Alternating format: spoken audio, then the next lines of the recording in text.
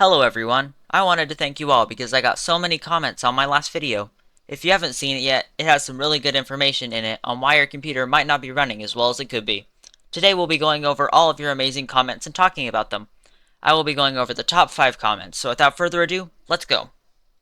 The first comment from Powner Music Official says this: having your PC balanced out is really important. You don't want your components bottlenecking the other components.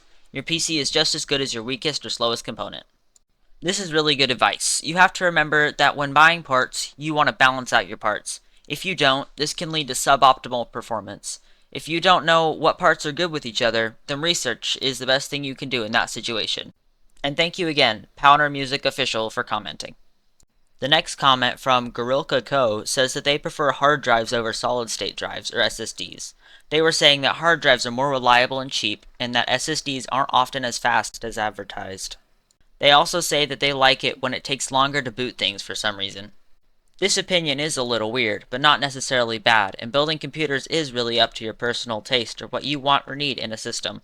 Also, what they were saying about SSDs not running as advertised, my response to that is that it's only some SSDs that do that and is only normally the cheaper ones. And like I said in the other video, don't cheap out on parts. Thank you for commenting though, Gorilka Co. I appreciate it.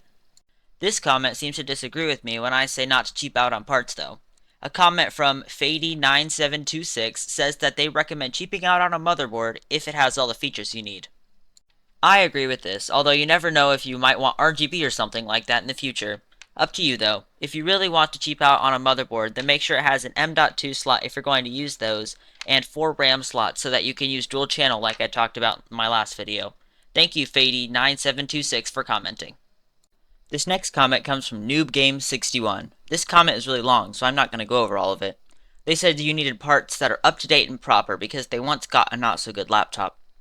I definitely agree with this. You should always make sure that your parts are new if that's what you're looking for, and to make sure that they are legit.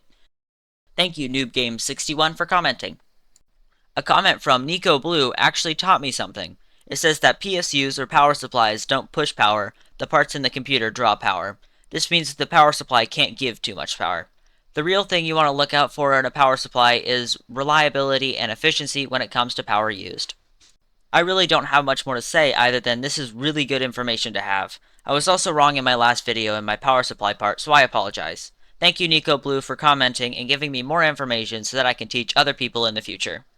Well, that's all of them. Thanks for staying until the end. I wanted to thank you all for 1,000 views on the first day of uploading my previous video.